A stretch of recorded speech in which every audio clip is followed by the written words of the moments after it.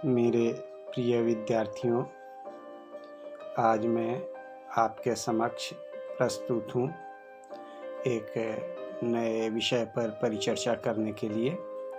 आज हमारी परिचर्चा का विषय है हिंदी काव्य की विकास यात्रा।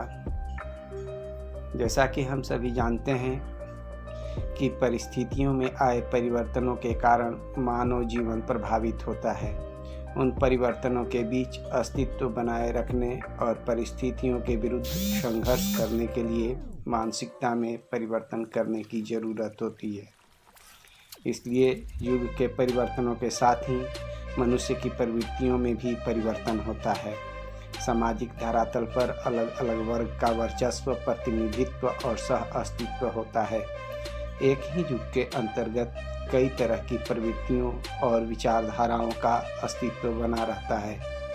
हिंदी साहित्य का आदिकाल इसलिए भी विविध प्रवृत्तियों से प्रभावित है, लेकिन नरपति नाल्ह, चंद्रवरदाई, दलपति विजय, नल्ला सिंह भट्ट आदि चारण कवियों के वीरगाथात्मक काव्य के आधार पर आचार्य रामचंद्र शुक्ल ने इस युग का नामकरण वीरगाथा काल किया। तत्जुगीन राजाओं के युद्ध कौशल, उनकी वीरता, ऐश्वर्य, उनके मनोवांछित गुणों का प्रशस्ति गान वीरगाथा काल की विशिष्टता है। इसमें वीर रस के परिपाक के साथ साथ श्रृंगार रस की धारा प्रवाहित होती है। इस युग की सभी कृतियों की प्रमाणिकता सिद्ध नहीं की जा सकती, लेकिन जो प्रमाणिक सिद्ध हुई है हिंदी साहित्य के लिए, उनका विशेष महत्व है। संवत 1050 से लेकर 1375 तक का साहित्यिक युग आदिकाल के नाम से जाना जाता है, और जहाँ इस काल की सीमा रेखा समाप्त होती है वहीं भक्ति काल का प्रारंभ माना जाता है।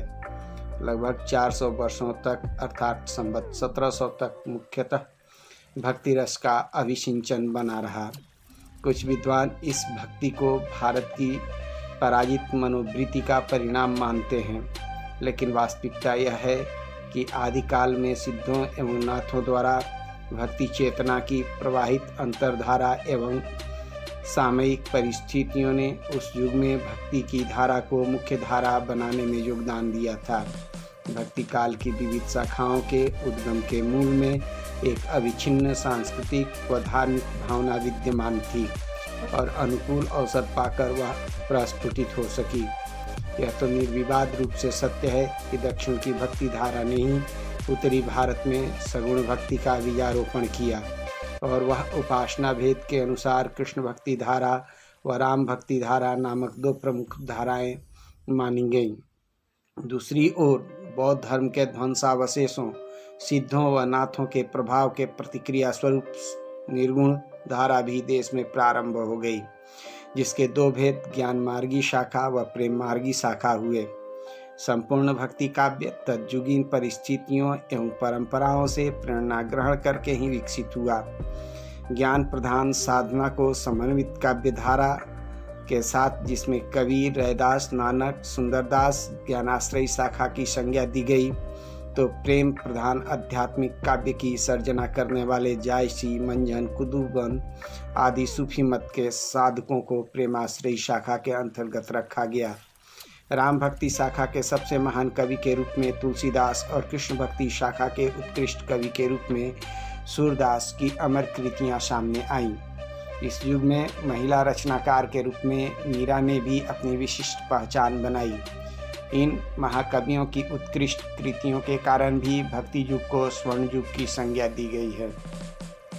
लेकिन देदीप्यमान नक्षत्र की भांति चमकते कवि विद्यापति के काव्य में आदि और भक्ति दोनों युग की प्रवृत्तियां समाहित है।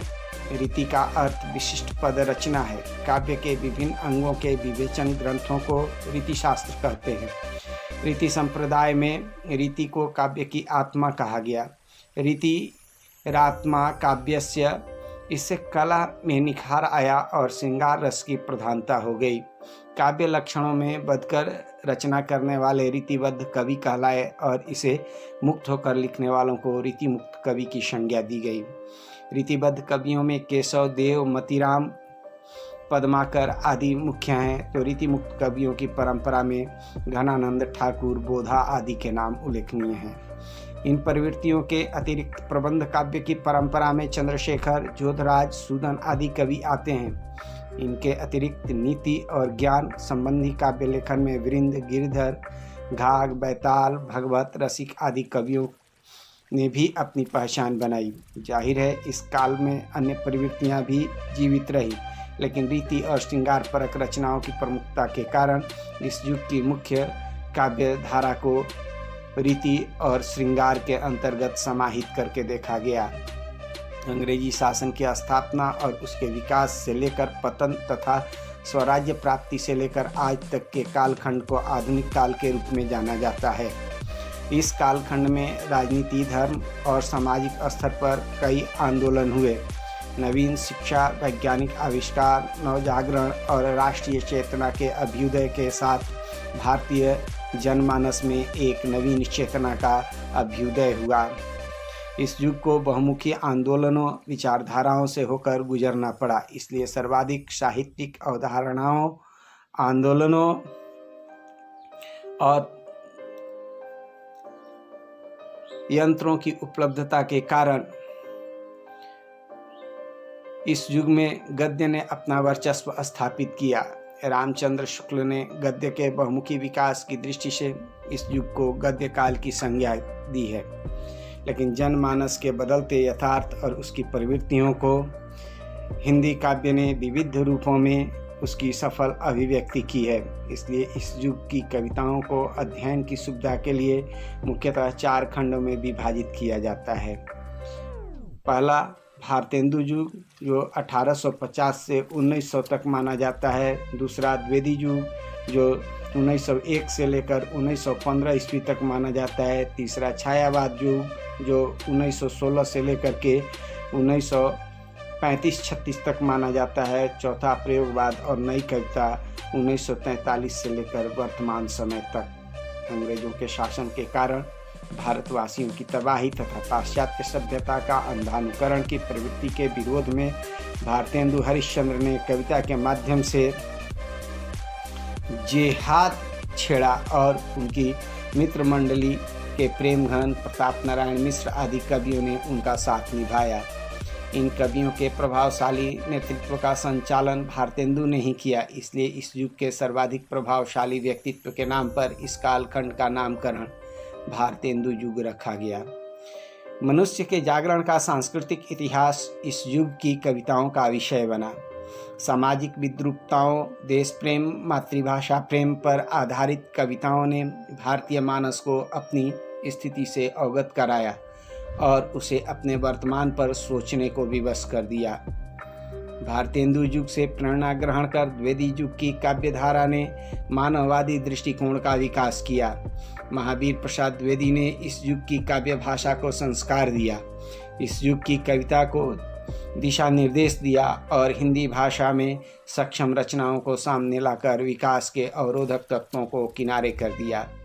मैथिली शरण गुप्त, अयोध्या सिंह उपाध्याय हरिऔध, राम नरेश त्रिपाठी, रामचरित्र उपाध्याय, मुकुटधर पांडे, श्रीधर पाठक, माखनलाल चतुर्वेदी आदि कवियों ने इस युग में हिंदी को काव्य भाषा के आसन पर बिठा दिया।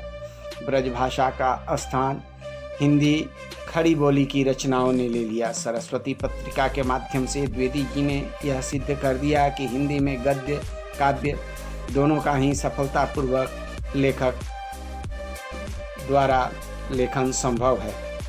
इस युग में प्रबंध काव्यों का काफ़ी संख्या में प्रणयन हुआ। इस युग की काव्यधारा में इतिवृत्तात्मकता एवं मानवीय मूल्यों को महिमा मंडित किया गया।